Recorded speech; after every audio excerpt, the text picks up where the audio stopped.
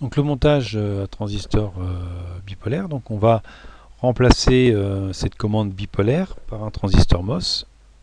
Donc on va prendre un VN 2222. Voilà. On peut prendre aussi un IRF 520. Ouais, c'est un MOS, donc c'est un MOS canal N. Bon, le VN2222, c'est un faible puissance.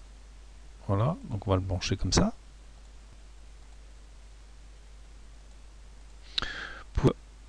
Pour limiter le courant de commutation, on va mettre une 1K, voilà, par exemple. Alors, non, on va pas en mettre. On va mettre directement. Par contre, si on voit là ce qu'on est en l'air comme ça, on va mettre une résistance de 10K à la masse. Alors pourquoi? Parce qu'un transistor MOS doit toujours avoir un potentiel de fonctionnement. Donc là on a la grille et la source qui sont à un potentiel 0. Donc là cette résistance là bloque le transistor. Voilà. Au niveau courant on n'aura rien. Là on peut mettre simplement une tension de 5 volts, ça suffira. Le UGS à 5 volts. Donc là si on simule, on voit que le moteur est à l'arrêt. On n'a aucun courant. Et si j'appuie, donc on voit qu'on a un petit courant résiduel de 0,5 ampères. Et surtout, ce qui est intéressant, c'est qu'on voit que la tension ici, là, la tension de sortie, UDS, eh bien, elle vaut 50 millivolts. Voilà ce qui est intéressant.